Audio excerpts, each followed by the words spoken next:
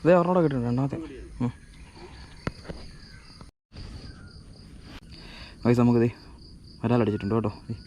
അടിച്ചേക്കുന്ന നമ്മുടെ പെക്സോൻ്റെ ഗോസ്റ്റൽ അടിച്ചേക്കുന്നത്, അതും അടിപൊളി വരാല, സൈസ് വരാല. ഇത് നാടൻ വരാലാണ്, അത്യാവശ്യം ഒരു കിലോ അടുത്തുള്ള നല്ല അടിപൊളി നാടൻ വരാല കേട്ടോ. ഓക്കേ.